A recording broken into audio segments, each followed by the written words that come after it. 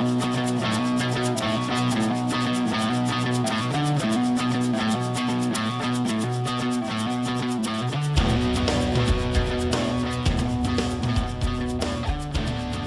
here we go. This is the Travis Neville Podcast. My name is Travis Neville. I wrote this book called Reviving Masculinity. It is out and available. You can get this sucker on Amazon. You can get it anywhere that fine books are sold. Almost done recording the audio version, but as you can tell, I got a little sinus infection going here, so I'm waiting until that clears to finish recording. Once that's out, I'll let you know, of course. You know, I do all this stuff for free. I would really appreciate it if you take some time and like I said, jump on Amazon, go buy this sucker. I think it's $21, something like that. You can also get on my website, travisneville.com, and you can get it there. And if you get it there, I will sign it and mail it to you. And so it's up to you, whichever route you want to take. But it's a great book, put a lot of research into it. It even actually feels nice. It's got this cool, like, smooth, matte finish. And yeah, it's fun to hold, it's fun to read. Good stuff. Anyway, I had a conversation with Bianca Grace, who is a psychologist. She studies male and female relationships. Does a lot of work with codependency. She's got a great presence on online. She does a lot of work on TikTok, a lot of work on Instagram. She's a lot of fun to talk to, and we had a great conversation. So excited to present that to you. Here's a recording of us doing a live on TikTok. If you guys missed the live, this is it. But I hope in some way this recording will help you to get your shit together. Have a great week.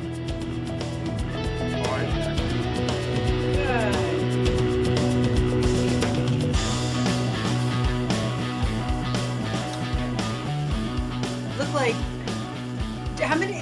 Can you see people on your end in the comments? Yeah. So yep. I mean, I think I can only see the ones who are commenting on me. Unless, can you see Mel Camo Girl 82? Can you see her? No. See, that's what Okay. I'm trying to figure out. So, but that's good. I mean, so if people are commenting on your end, you can let me know. And that's because we were Sure. trying to set this up so people will be able to ask questions and interact. Whoever's on my live can do that and whatever, same thing. So if I see Yeah, something, I'll let you know for sure. as well about a question. Yeah, I'll do the same But thing. If somebody asks a yeah, question, I'll jump right in. okay. But It's nice welcome, to be thank talking to you. you sort of face to face. I know. We had a good conversation the other day. I thought We this is did. like a continuation of it. But in some ways, like as far as for my crew is kind of coming on, it probably takes a few minutes. I had a couple of people Yeah, so sign up, but you've been seeing my post a little bit lately too. And as far as what we're going to talk about today, like I think, I'm interested in getting your view on how emotional health and what you're talking about in reviving masculinity, right? Like I think it's part of the process. But again, definitely. right, we were talking about the responsibility factor and all sorts of things. So that's something that I'm really interested in talking with you about. So Yeah, I mean, if I can jump right into it if you want. The whole idea. I mean, my both my books are self-help books, and if mm-hmm. if you're not open to that, if you're not trying to improve yourself and get better, it's not like you can just start acting differently. I mean, I lay out all these 18 different things that I recommend that you try to be as a man. But I mean, you got to be willing to look in the mirror first and say, all right, I don't like what I see. I want to make some changes here. It's not all bad, but it's certainly not all good. I got to chuck some things. And I think that is, I mean, I don't want to put words in your mouth. You're the expert, but I feel like that's the root of emotional health, to be able to say, okay, there's some things here I want to change, and I'm okay with it. Yeah, I would, I mean, I agree. I think that when we can get to that place to finally recognize that it is in our power to do, and it is our responsibility, to take hold of whatever emotional development that we didn't get. We spend so Mm-hmm. long trapped in the paradigm of the conditioning we come from, whether that's social, which you talk a lot about in the beginning of your book, or it's, it's the family trauma. That is like an umbrella over our own growth, right? So until, I think in some ways it's like but that's safety, but it's Oh, for still sure. blocking the sunshine. Yeah, we talked about that, the definition of normal and how powerful that is. And you're developing normal until you're into your teens at least. And you know, even if that's super dysfunctional, your yearning for normal will put you in a bad position more comfortably than fixing yourself. So it just takes a long time to get to where you're to the point where you can start to step outside of that. It just takes a long time to get to where you're to the point where you can start to step outside of that. Yeah, it can. It can. And I just think I touched a button called like match, and I have no idea what Yeah, I went ahead and said yes, whatever it was. Okay, I'm gonna leave the match. So I don't know though if anyone wants to double tap the screen and like it. To be honest, I haven't done a live in a little bit, so it looks like things have changed here. And for anybody that's on my live right now, I have Travis Neville and I are talking about men's emotional health, his book, Reviving Masculinity, and other programs and other things he's got going on. But at the same time, it's really more about a conversation that needs to start happening on a very regular basis, because like you're saying, it is not something that's, I think we're talking about it in some ways, but there's not a lot of action and follow through when it comes to, I think, the well-rounded understanding of it. And maybe you Isn't can, that the case? yeah. And I want, do you see men heading in a direction? I mean, I see a lot of this kind of like motivational, doing the kind of the motivational level of things. Maybe I don't know. I wonder where you find guys really doing most of their work. Well, I mean, that word motivation, I think, is a tricky one. I think that motivation just by nature is incredibly short term. I think that there are lots of guys out there who can get information out and get somebody pumped up for about 20 minutes. You know what I mean? Yeah. Or until their car ride's over. They're all fired up about something, and then they go right back into that definition of normal that we were talking about. Now, I don't want to make that the definer of the guys. I think that if you are, I would tell you most of the people who are reading my stuff and watching my work and my colleagues, these guys are improving their lives. I mean, I work with a guy called Ryan Morrow. He runs a website called carnalmarriage.com, and he's helping men specifically to make their marriages better. And he's got testimonials like crazy. These guys are just putting in place some things that to you and I, Bianca, are probably seem pretty common sense, but it's crazy how uncommon that is, right? So, just because you and I understand this so well and we can, we get it, we can put this information out there, that doesn't mean that everybody else is going to understand it either. You know what I mean?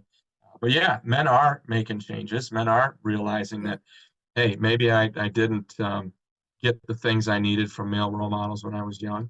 So I want to make myself better. And I mean, it's every age range. I would tell you, I get more results from the guys who are 30 to 40. They're the ones who have some things in place and they're like, okay, so I'm secure here, but here's this area where I need to work, so I'll do it. Whereas the young guys think if they need any work, then there's something massively wrong with them and they don't want to do it. You know what I mean? Yeah. That's just Really? a generalization, but Yeah, but I had a comment, kind of just off of that. It was like, a man probably in his 40s or 50s reflecting back on, what if I knew this information when I was younger? I wonder what my life would be like. And I think that that's really why I'm so passionate about this, is because that changes the trajectory of society in many ways. It's when we stay in the same pattern that we can't, it feels like it's too oppressive to make, systemic change. Well, yeah, maybe smaller groups at a time like we're seeing, but really it is about younger men and women making choices as well that are not in alignment with old patterns, old ways of doing things that are really outdated at this point. yeah, I think that it's easy to get intimidated by that process. It really is. But it's not necessarily so. I mean, the most successful people who work on themselves make small changes. I always compare it to to the Titanic. I mean, how far back in the route do you have to change like 1 degree to where you miss that iceberg? You know what I mean? Little tiny Right. changes, if you make them early enough. And I would tell you that that's really the key. You know, if you want to be better at anything in your life, it isn't making these big, broad, sweeping changes. It's making Yeah. small ones that you maintain. You got to maintain them. You know, those are the ones who are successful. Yeah, I have a podcast too, Emotional Warrior Radio. You have a podcast as well. And Mhm. I had, and I don't have anybody that signed up for this is kind of, yes, there it is I didn't have anybody sign up for it recently, but it's all an application process like Esther Perel's. So I do sessions with people. I don't say their name. It's all confidential, but they do disclose what's going on. And I think it's a little bit more instructional, but it's deep process. And I had somebody on the first 4 sessions that was just so articulate. I was like blessed with how well she was able to talk about her experience, but her overcoming codependency or overcoming some of these tendencies that she was, raised with, had to survive through with that as a coping skill. Like it was really phenomenal to see. Exactly. It's one thing at So a what does she time. do? Yeah, Well, I want to I hear was going about to that. ask your guys too, is that she first, it was like really coming out of isolation in that shell. Really, it was like, I know that I'm in a relationship where I've trapped myself in taking care of this person, and he's out of control of himself in some ways. And so she was enabling a lot of this. So she took one step. I'm going to schedule a class that I'm going to go to and make friends doing something I enjoy. And that Mhm. one thing led to, okay, well then those people that I met there, they want to go out one evening. So she started to develop a So life outside of the relationship, one step at a time. it's And it always was helpful. You always have to have that, right? right, but people they stay in this place, and I'm like, no, it's almost like, Mhm. I think it's quite behavioral when we talk about people that are very repressed, as far as, am I allowed to have my emotions? Am I allowed to have something that I want? Can I go out and get it without having to be a Yeah. rebel, or without having to, it being destructive, right? Yeah, you don't want to make waves. Nobody wants to be a burden for anyone. Right. And so, yeah. And I was wondering too, the guys that you're talking about that are making changes, are they saying like what the first step or one step or 2 steps that they take that really starts to make the Yeah, most, well, because it's like momentum, right? oh, no doubt about it. Yeah, you gotta build a snowball here before it's rolling down the hill, right? Right. Yeah, I mean it's small things. It's small things for men, and the great part about it is most of the things that make you better at being a man, you're also going to get reaction from your partner or from women, right?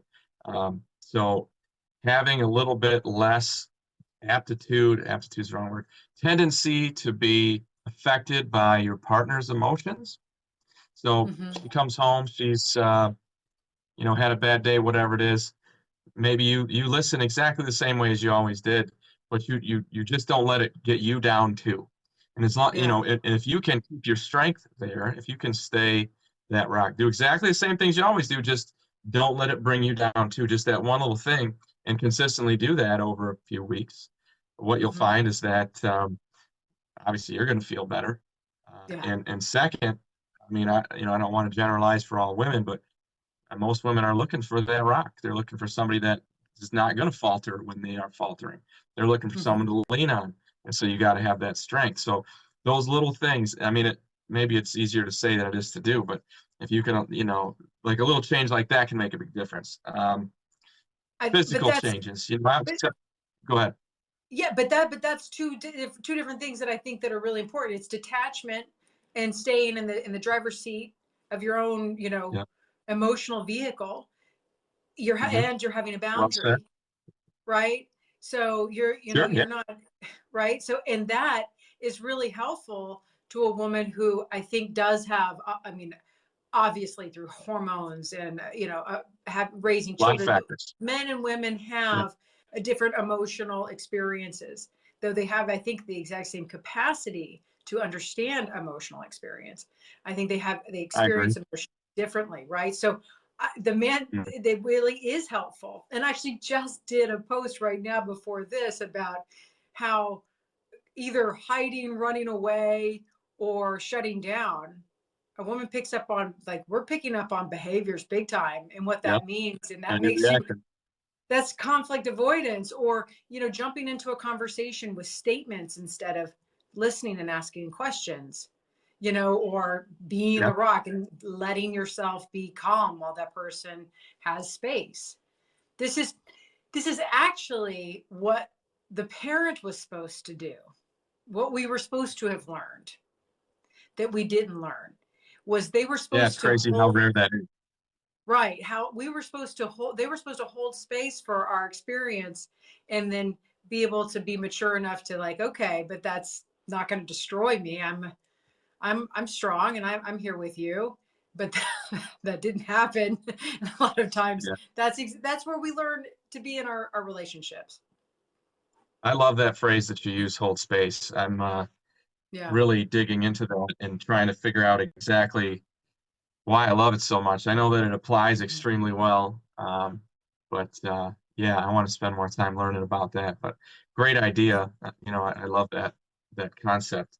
Yeah, I agree that the parent thing, I mean, it's so common, especially, kids now. I mean, the kids that I would have, I think you knew this, I used to be a high school teacher. Yeah. So I would be dealing with these kids, and that's we're talking about from 2000 to 2012, right in there. And that's when Right. you're starting to get the helicopter parents, and always both parents working if you even have two parents. And it wasn't like it was where you and I were growing up, where you had two parents and one of them was probably home and the other one was working. Like it's just different dynamics. But I think that the parents, I don't know, they go crazy trying to give their kids the things that they didn't have, and they forget to give them the things that they did. Like, oh, Right. cool, you get to go to Disney with me, and I didn't. But my mom was home all the time. Like she was always there when I got home from school, and there was always that presence there, and she was calm, and she was very conscious of what we were doing and what was going on. And a lot of these problems, I think, would be mitigated if the parental dynamics were different. I mean, you're the expert. What do you think about that?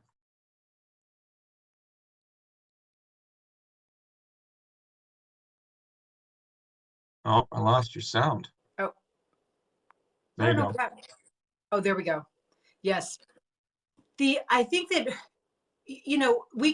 we get caught up, and I wanted to talk a little bit about, because I think I'm really into social psychology, love it. And I think that this is where, again, where we've kind of come off base and always made an excuse, where it's like, the non-existence of hard times since the Great Depression, so to speak, though there have been difficulties, It screwed everybody. has It taken screwed us. everybody.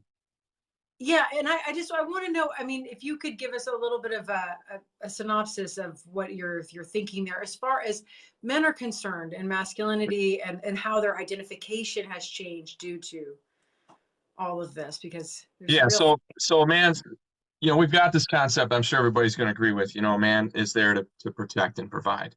Um, Mhm. and a guy that one of my colleagues adds the word preside, which I like as well. But anyway, yeah, let's just go back to World War II, and you've got a generation of people who had to fight, literally go fight to be, um, and that was the thing that was expected of them. You weren't a man if you didn't go fight, right? Um, Mhm. oh, you didn't fight in World War II. What was wrong with that guy? Is he scared or something? Um, Mhm. and they come home, and it's a great time. The 50s were awesome economically, right? And so now their kids become hippies. They have, the hard times of the 40s, the 30s and the 40s created Right. very strong men. And then those strong men created very good times. And those good times were the 50s and 60s. And the Mhm. kids who grew up then became weak because it's struggle that makes you better. I mean, I can't make it any simpler than Mhm.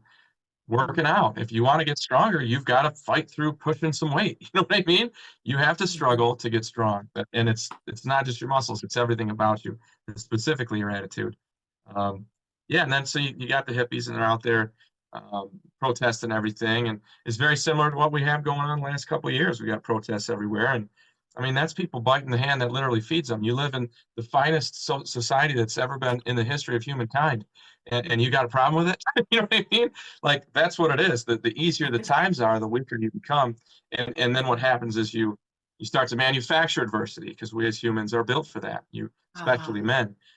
We need things to solve. We need problems to fix. We need things, mountains to climb, things to conquer. And when those aren't there, we will create them. And good men, I create the adversity by, I'm going to build something, or I'm going to work out, or I'm going to challenge myself in this way, or run a marathon, or whatever.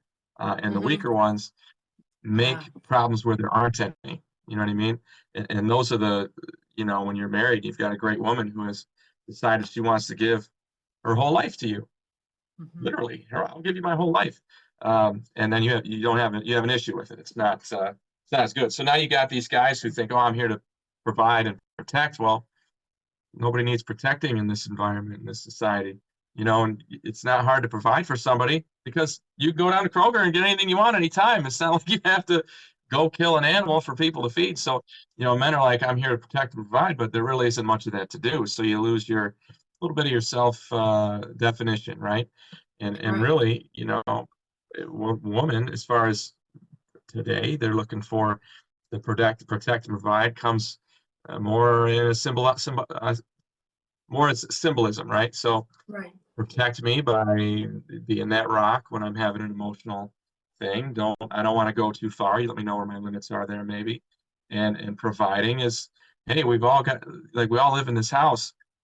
Help me with the dishes, let's do some cleaning. I mean, that's kind of a modern version of providing, and it's just the way that our society is right now. And unfortunately for lots of men, there's a crossroads there. Like, I'm not scratching that itch of my genetic needs for combat or adversity.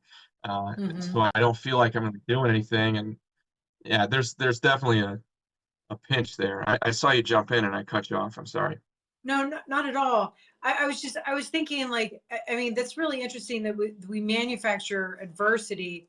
And I too am really ambitious. I feel like I manufacture, some amount of, like, what do I have to work on next, in order to keep myself going. And people also, I think that's an interesting point that I want to dig into more as well. But, the struggle makes us stronger.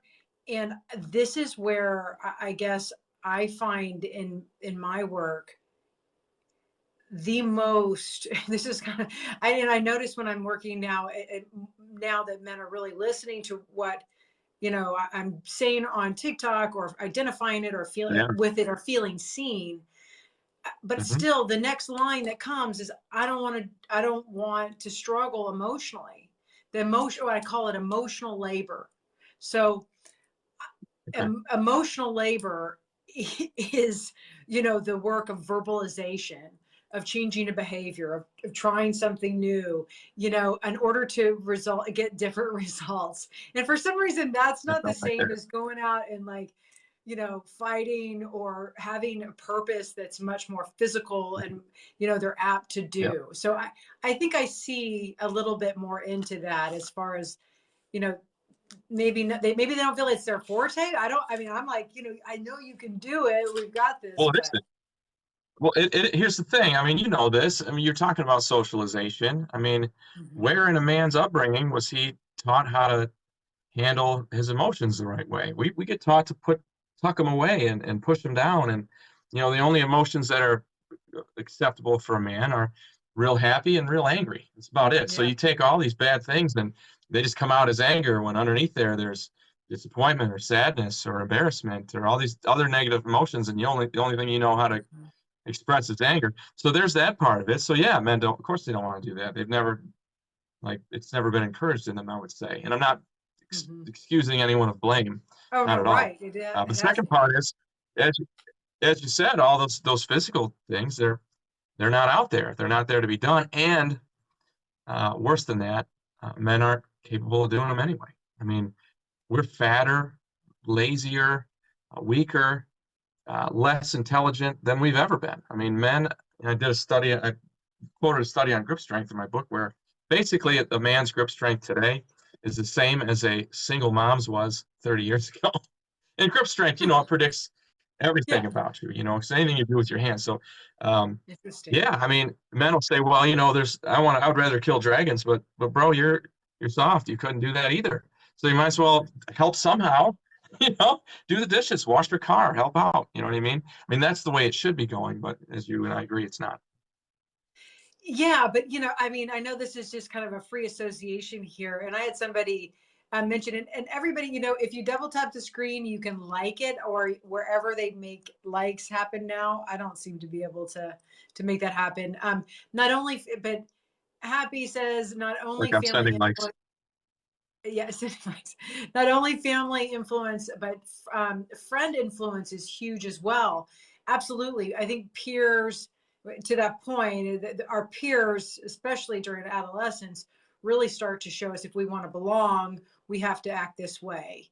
And I mean, that's where even I think we pick up some pretty serious, it just feels good, but obviously drinking, binge drinking in college, all the drug use, all of this stuff just Sure. blows our brains out. I mean, really, I've seen people come out with brain damage now at this point. It's not like just smoking some pot. Now you smoke something that is hallucinogenic called Yeah. pot, right? So there's something real going on as far as we're not mentally strong anymore. We are No doubt about slowly it. but surely weakening. And Yeah, and I I would tell you go yeah. ahead. Oh, I was going to say, and priming us for the metaverse.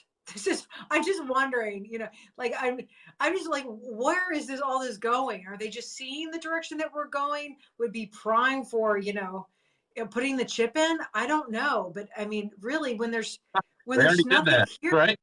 right? When there's nothing here to fight for, Yep. I guess. So yeah, that Yeah, was just so my I agree with you. The mental weakness thing, it's I was talking about this before we connected here that if I always wanted kids to fail in my classroom when I was teaching because yeah. man, I'd celebrate that because man, here's the thing, cool, you fucked up. You can now I can help you through it. I can help you get better at whatever that was. You're going to learn from it because we all remember our failures. It's very poignant in your mind, right? So that's a great Mhm. place to learn. And second, you're going to come out of it going, hey, man, that really sucked, but I'm still here. I'm okay. I'm alive. And you know what? I'm actually a little bit better because I screwed up. I want to see that process happen a lot more. And sadly, schools in particular, which by extension, I would tell you that it's parents, don't ever want their kids to fail. And it's the Yeah. best thing in the world. That's how you develop mental toughness, like you're talking about. And it isn't encouraged anywhere. Everyone Mhm. beat a dead horse here, but it's just that the self-esteem movement. Everybody gets a trophy. We can't ever hurt anybody's feelings. Well, you know what? We should be hurting some feelings. We should. I mean, that's how you find your way. You were talking about the peer pressure thing. It's the most powerful thing in the world for a teenage kid. It's more powerful Yeah. than anything else. In fact, you can't override it. You can't override it. So as a football coach, I just make it work for me. Like I find a way to make peer pressure go the way I need it to go because it's going to be there. It's Yeah. incredibly powerful, and it's not. And I think education is set up to ignore it, and that's not Yeah. appropriate. It doesn't work. And I think that this is one of these things, and I'm not sure if you wrote about it, but I really feel like, as far as history says, and I say even tribal, agrarian type of communities, or something where there's more of initiation, a brotherhood, a coming to a It's a passage big one. for a young man into Yeah, being a yeah, man. And now it's like, oh, everybody just go to school, compete, you feel like nothing, and then you go get stuck in a nuclear family in four walls. I mean, how yeah. detached can you take a man from, I think, or a boy even, and never give him any legitimacy? Like, I think that's why I think football, I think sports, I think having coaches, and yes, and is so important. I mean, if you can, but that's, they need that more. So I see, did you write about that? Like, the Yeah. brotherhood has disappeared in some ways, or it's really only military or something like that. So I did a podcast episode that I called "Rite of Passage," and it's I spent time talking about the history of that term, and how Native Americans did it and how some sub-Saharan African tribes do it, and Yeah. how it's kind of gone away. And the stink of that situation is that boyhood never gets crushed. You should, at some point, cast aside your boyish ways. I mean, I think it's a biblical quote, right? But in Hmm. order to become a man, you have to, in a sense, delete part of your boyhood. And when that doesn't happen, you just continue to act like a boy. You become your Peter Pan, right? You never grow up, and you're living in mom's basement when you're 30. You're a failure to launch kid, and that's incredibly, incredibly common now. And I'm Right. sure you're seeing it as well.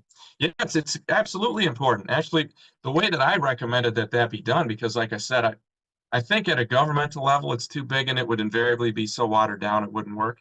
Um, Right. I think it needs to happen on a family level. I think you need to, Yeah.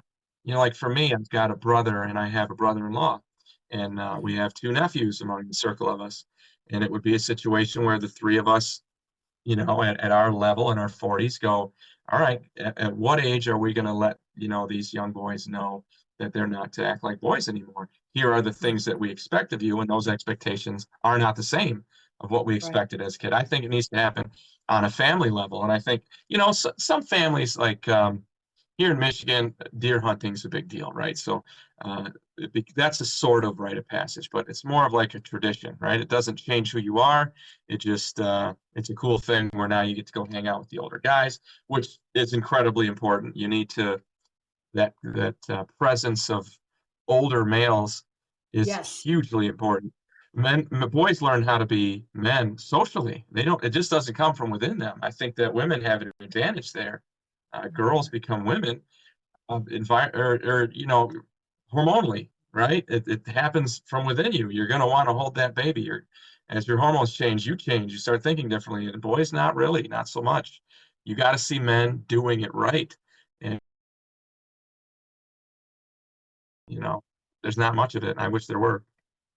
Right. And we have somebody kind of, I want to just read a few comments because I think they're in alignment with what we're talking about. Is like, you know, regardless of the political movement, the feminists, the far left, or any of this is that trying to turn, and I think it's an interesting, trying to turn our boys into girls and girls into boys.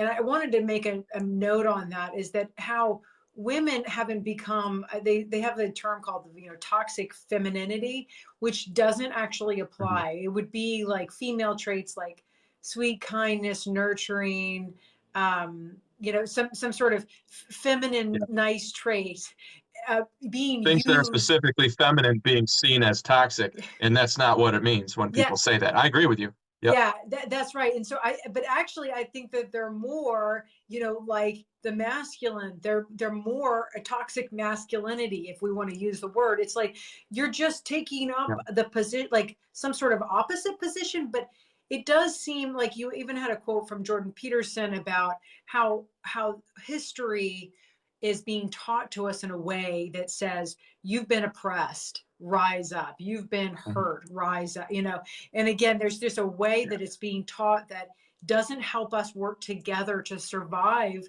this lifetime. I mean, or do something different with You need us both. You gotta have men and women should need to be working together. That's the whole damn point. That's what I'm trying to get done, right? And that's what I know. That's what you're trying to get done. I want to say hi to number 54. He just joined.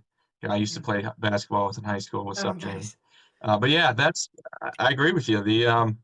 Yeah, I agree. Keep going. Yeah, they need to, they absolutely we need to work together. And that Mhm. division, and then making us, and again, when I studied sociology, to be honest, I felt feminism was taught in a way where, you know, women wanted to be considered equals. But this is in college, I think I studied. So maybe I was already working with a more modern view. It didn't seem like really like, oh, I want to put down a man. It's just that women really were writing from a perspective of legitimizing why they Equality. have equal rights. Yep. And so that made Yep. sense to me. But then the feminists got pretty pissed off with the trans movement, because they're like, wait a second, this is totally obliterating what it is that we've, set as far as a premise of equality. So now we're really like reeling when the group think takes over. I mean, and Mhm. again, like you said, where do you stand? And this is where women, again, I guess, maybe have an idea about where they stand with these things, but I think this is really destabilizing for all of us. Oh, no doubt about it. Yeah, when you try to disparage one group or the other, you're hurting yourself. You're cutting off your nose to spite your face. So, the whole idea of I don't know. I agree with you. Feminism was awesome until probably the early '90s, and I think at that point, that's when it started to become it's a zero-sum game, right? So now, and I don't think I'm seeing this in my life, like in the people around me, but in universities and things like that, it's more about pushing you down to bring myself up. And what you don't realize is bringing up your partner brings you up. That's Right. how shit is supposed to go. I mean, be the biggest champion in the world for women if you're a man. Why would you not? The better they are, the better you're going to be. Not and Right. women. I wish women most women do think that way, but there are certainly some influential feminists who don't. I mean, and that's sad because they're bringing Yeah. themselves down as they do it. You know what I mean? It's Right. counterintuitive.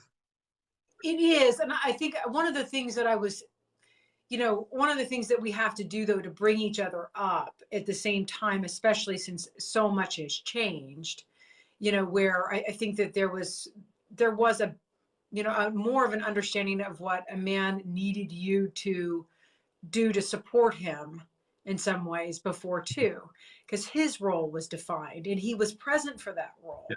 And I keep on wanting to Yep. ask you about the single father situation, because I mean, meaning that what your understanding of why that phenomenon occurred. But again, I find that there's something about the way that now we need men to really describe how to support you.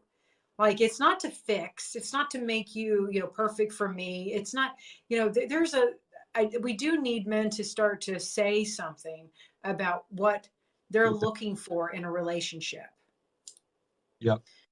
right? Yeah, I And would what. tell you that that's step one. I mean, one of the chapters in my book is called Honest, and I spend significant time talking about how if you don't communicate what your needs are, how in the hell can you expect her to meet them?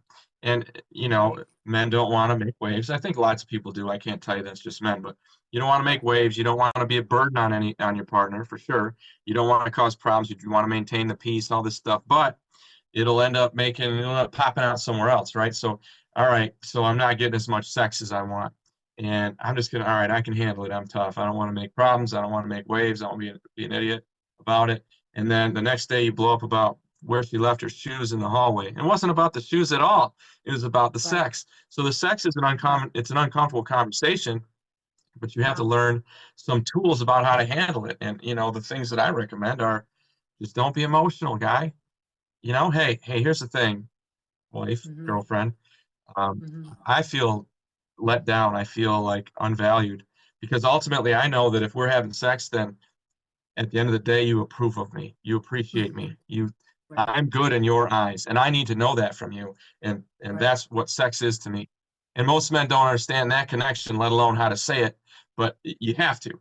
You've got to figure that out. You've got to be able to say this. These are my needs. Here's what I need from you. And you don't do it with the expectation of it being met. You do it because you got to get it out of you. If you don't, then like I said, Right. it's going to come out. Now you're just going to look like an asshole. And good luck getting laid Yeah. when she thinks that Right. about you.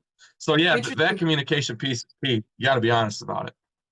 Yeah, and absolutely. I think that it's so interesting. I was doing a program for young adults that I didn't finish, but Maslow's pyramid was part of it, and sex is there, Oh, love Maslow. right? On Yeah, the very yeah, it's on the bottom, bottom. It's on the bottom. with Yep, water, yep, right? yep, So yep. And we're sleep, animals that right? way, Yeah, but we're also emotionally attached that way.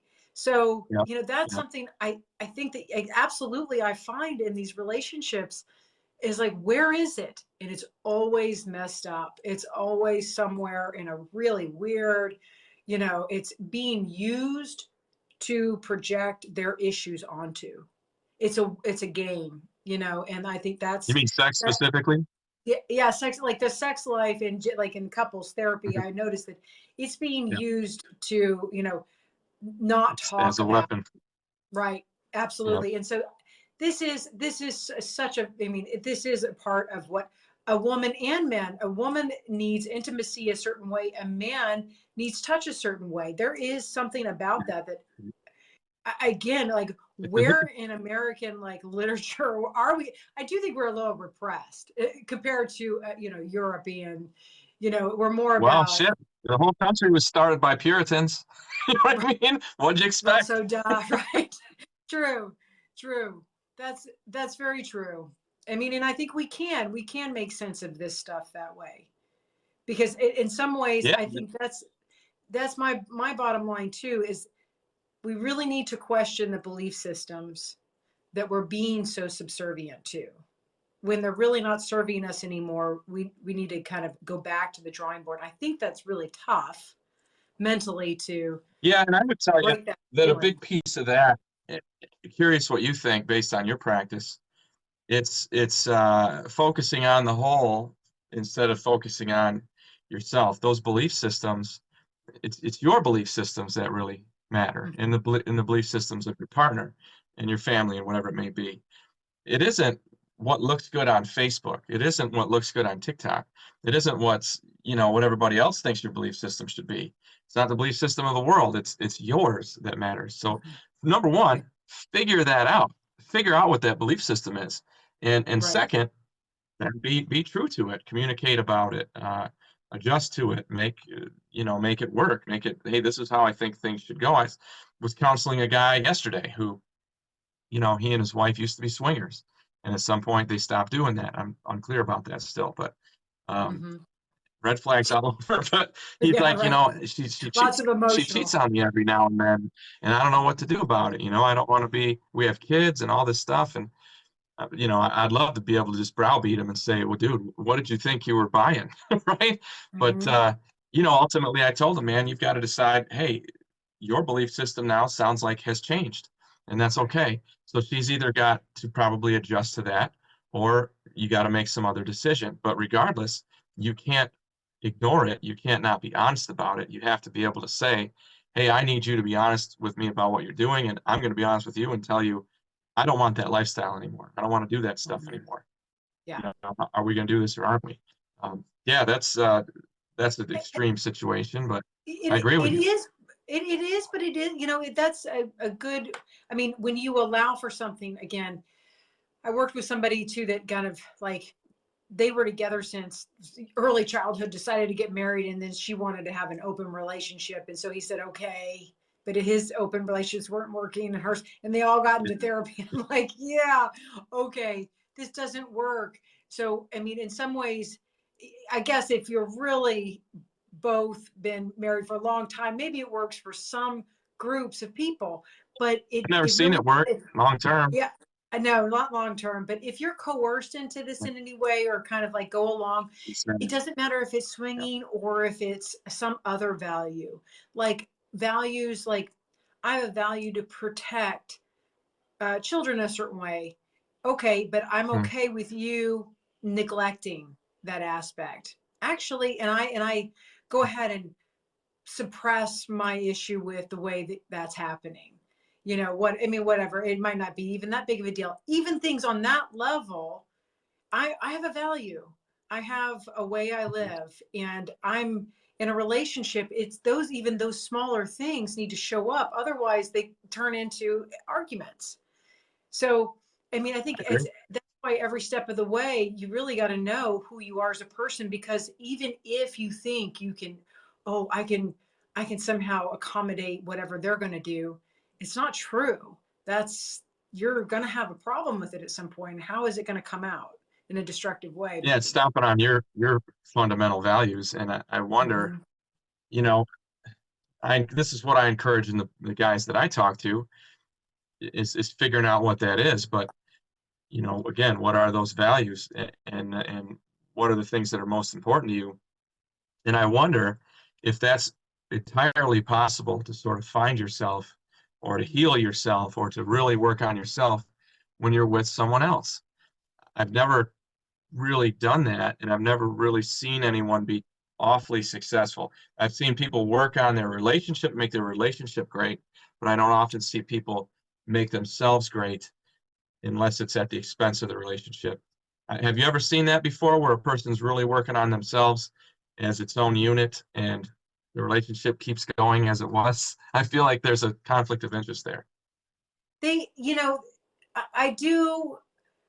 I think that this is the thing, is that if I hear like someone call me and say, hey, I want to work on some of these things in myself so I'm better for the relationship, I say, That's okay, one so thing.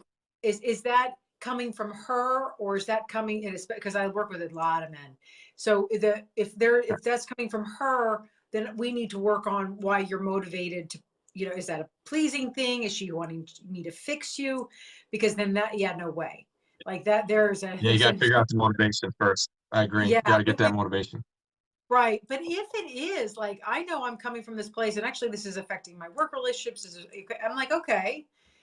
But That's good. so my biggest thing is the higher success rate I found is if the woman is also in, or the partner is also in a therapy, or has done therapy, or is doing some sort of self-development type of work, and is very willing to practice empathy with her partner in order to start to understand him. Because as I, start to Yeah, work with him, that'll work. talk more, Mhm. she's going to get challenged. She's going to be challenged. She's going to be No challenged. doubt. There's going to be frustration to learn, right? So, Yeah, and you're going um, to see those changes in your partner, and you're going to wonder, are they just getting ready to leave me? Those thoughts are going to go on. I agree. When they're both working together, now it's just another adventure that we're taking together. Hey, how'd your therapy go? How'd your talk go? What are you working on? Hey, I'm working on this. It becomes just another thing you're doing together separately, and that's okay. yeah, and you can show up. I think you show up better for your children, for your partner, in a lot of different ways. You just start feeling more confident. Um, and I think, as somebody was saying too, it's really hard to change if expectations aren't discussed. Your partner will keep you where you are. And Oh, I yeah, I think true. that's a good point. Go She's right. ahead. Yeah, Yeah, they I mean will. that's definitely true. That's that. Like I said, it's that. I don't know. It's the lobster syndrome, right? So when one lobster goes to start to crawl out of the boiling pot, the other one's pulling back down. And I don't think it's anybody ever does that on purpose to be a dick. I think it's just you're wrecking my version of normal here. Things are changing, and I'm not sure I like that. I watched it happen when I got into doing what I'm doing now. I lost a couple of friends who didn't really understand this and saw me trying to do this thing that was different than I had been. They knew me as a teacher in this certain thing, and now I'm moving in this other direction. And granted, those are friend relationships and not romantic relationships, but Right. I think that's incredibly common when one partner wants to start working out, for example, starts getting fit and making some changes. The other partner bakes a cake. You know what I mean? Like that's so common. Like, That's so common. You make me feel bad about myself, so I'm gonna make you not do that. right. Oh, it's so nice of you. Thank you for the cake. You know that that's not what I'm doing right now. Yeah, Yeah, yeah. I do. And but whether, it's conscious or not, sometimes, as well, what I find, and this is when it doesn't work, and there are many, many times, like you said, often if a man starts to wake up, start to really embody like who he is without all that stuff on top of him all the time, he will Tough to start do, to but once you're there, recognize, it's great. yeah, his value, his Yeah. and who he got with.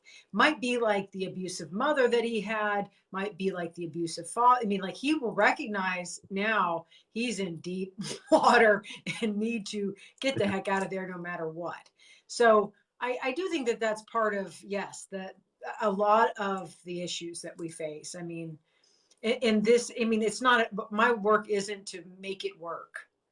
It's really to get people aligned with who they are. Yeah, I mean you can't go wrong when you do that. You're Yeah. the value, the end, the positives are tremendous. I'm curious from your perspective because you said you do work with a lot of men. What's Yeah. the most common block that you come into play that you deal with? What's the thing that stops men most commonly from becoming that version of themselves that's the truest? Mhm. What's the thing that gets in their way most of the time? I will say, a lot of times it's a pattern of internalizing emotion as far as like depression. So I've had men really be like, they have a way. So as we start to mobilize feelings, put together pieces, all of a sudden they'll do something, but they have maybe a punisher on the other side or guilt on the other side or do something destructive.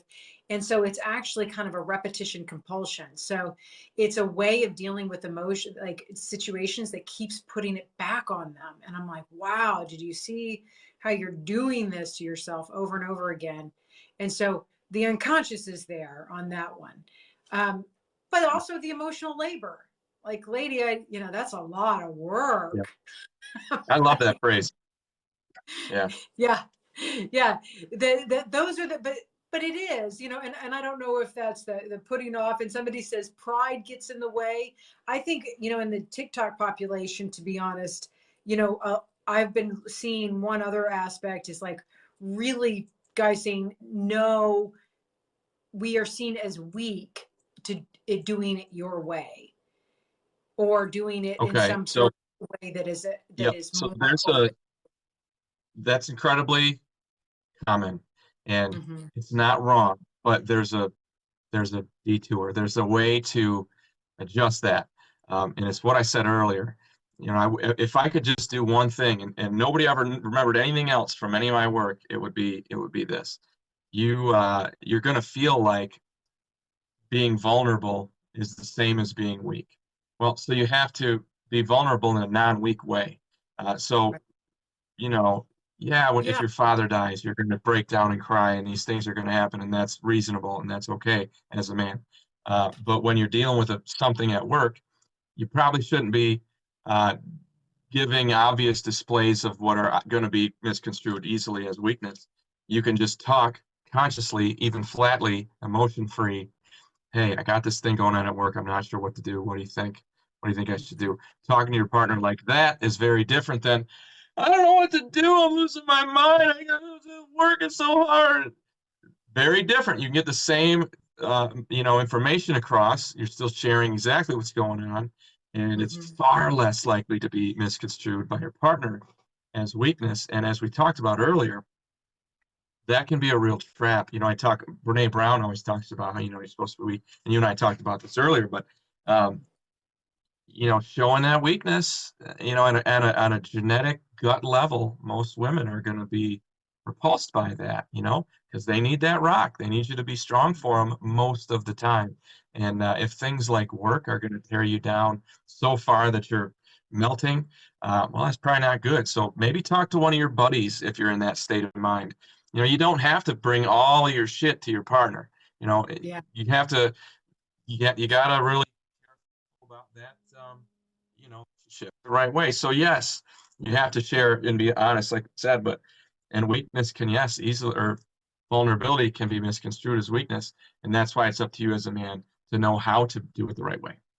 Right. And what you presented there was a way a man thinks, because I haven't, unless I've seen a man actually in a pretty, terrible situation, chaos, express Sure. himself in that way, right?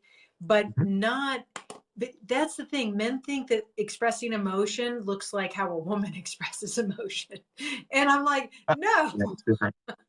right? Like you Yeah. just said, like it is a 1 degree shift. It's a perspective shift. There's a million ways to Yeah. express it. And Yeah. you can just, if you've maybe thought it through for 2 seconds, you might really be able to ask, for somebody to listen to where you're at. Also, and just, Yeah. asking a person to listen and not fix you, I think is a nice thing too. It's like, I really, I want, I want to have just a moment here just to kind of talk this out. Do you mind listening? And that will make her feel important to you, by the way, even just to be the Yeah. listener, Oh, for sure. Yeah. And you know? that's, men don't, and when you engage in that activity, I had dated a girl for a few years. She was awesome in lots of ways. And one of the things that she taught me was that Mhm. she sent me this comic, and I wish I could pull it up here, but it showed this girl. It was a cartoon, and her battery, there was a little battery next to her, and the battery was very low. And then the next scene was she's being held by this man, and you could see the battery going up. In the next scene, she's walking away from her battery's all the way full. And that's that, hey, I just need you to care about me, whether it's listening, um, just holding me, whatever it might be, just care about me, and that I rebuild myself. And I took that to mean that, you mean really just complaining about what you have going on in your life that makes you feel better?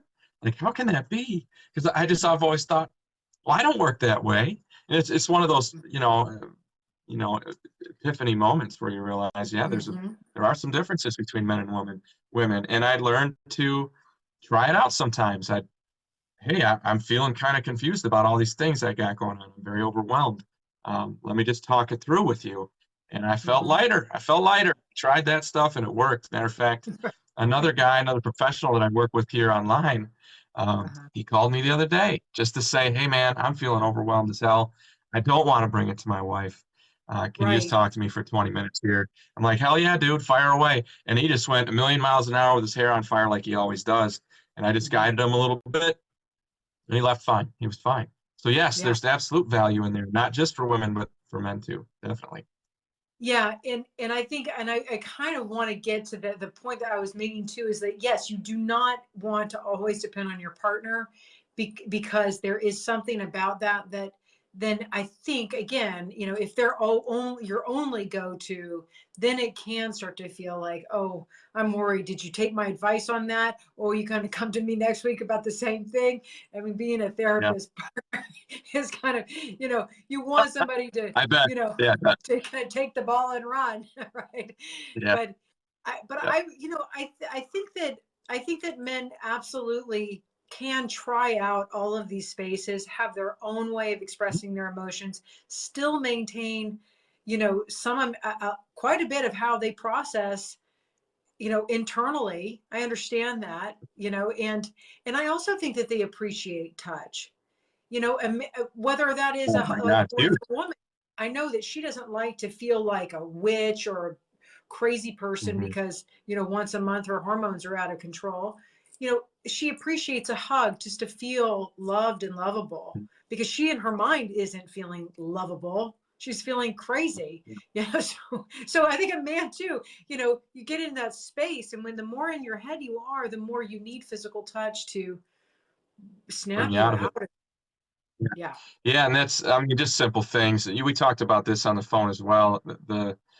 The touch can be so important, and it doesn't have to be sex. I mean, matter of fact, it's usually most powerful when it isn't. I mean, Right. when I come back, when I went to a real job and I'd come home and she just would come up and rub my shoulder, give me a kiss on the cheek. I mean, that would completely shift me from work to home. You know what I mean? And that was a great Mhm. gift. I mean, those little Mhm. things for men for sure are huge. And, a lot of times we won't admit it because that's a man thing. We're not going to admit our needs. It's tough to do.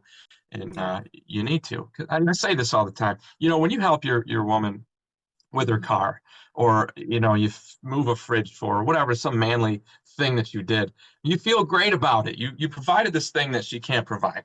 You showed your value. You showed your worth. Mhm. Women are good at emotions and stuff. So Right. let her try, give her a Right. shot at it. She's going to feel just as good helping you out.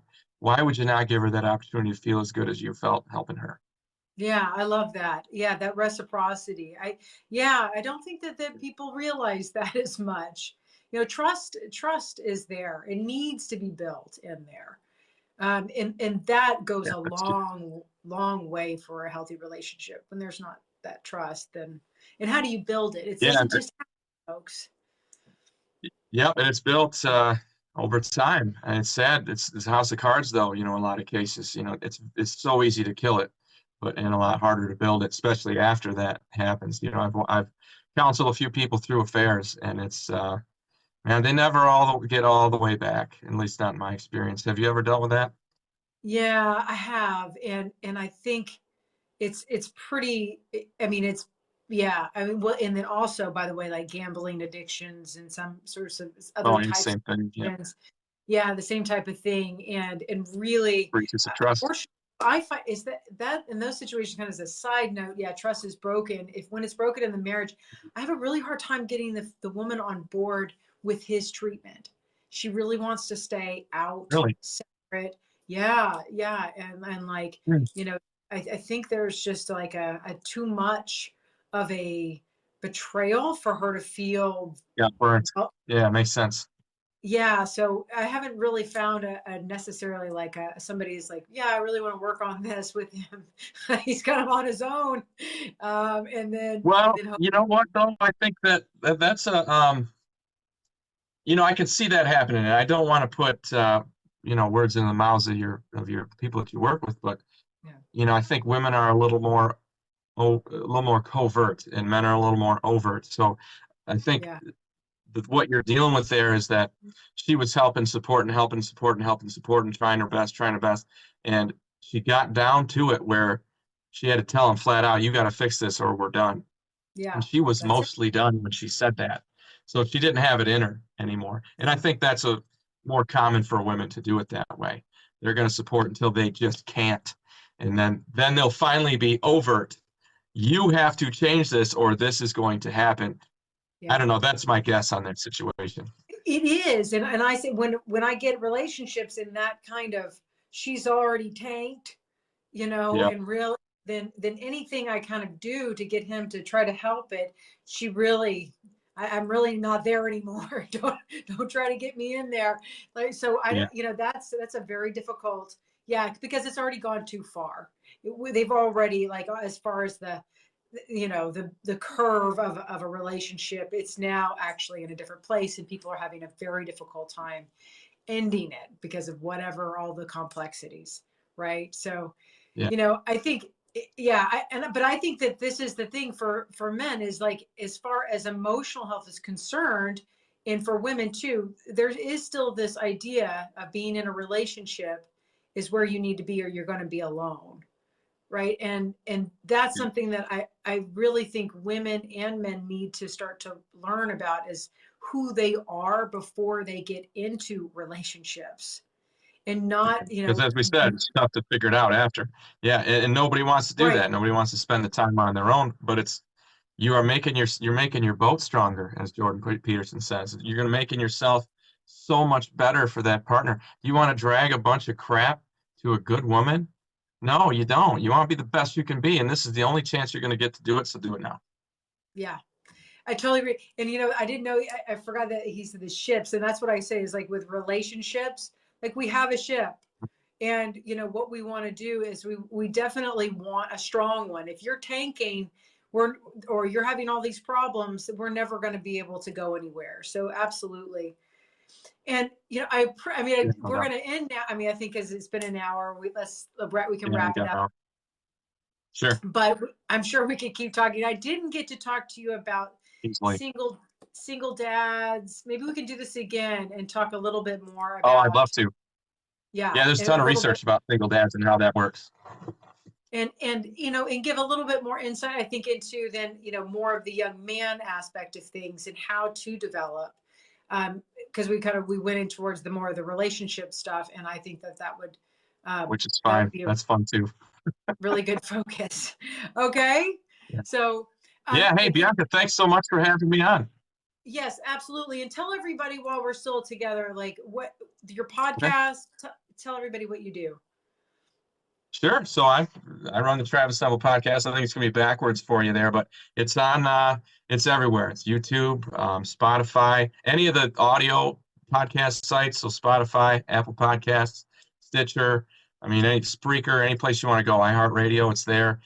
The audio version that comes out about 2 weeks before the video version, which will be YouTube, Vimeo, and Rumble. That's what I Nice. do for the podcast. Podcast is just my excuse to do a bunch of research, read a bunch of cool books, talk to smart people like Bianca, but it's all to support my books. This is my most recent book. Just came out 2 weeks ago. It's called Reviving Masculinity. The whole idea there is to teach men what they're supposed to be doing. And I specifically say the line, it isn't us or them, as far as Mhm. men and women, it's us for them. You're going to be the best man you can be for your woman, for your circle, for your kids, for your kingdom. And that's the whole Yeah. idea. That's what I do. Yeah. And it's an awesome book. I will say, I really love Thank you. how it's written. You're an English teacher too, so you're a good writer. This is not some crap like thing that you put out there. No, it's really Um, well written. all And credit goes to my editor. I have a great editor.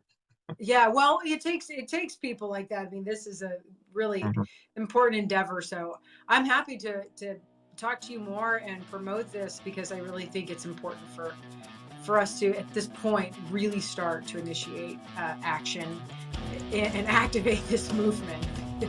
This is there's no more time to.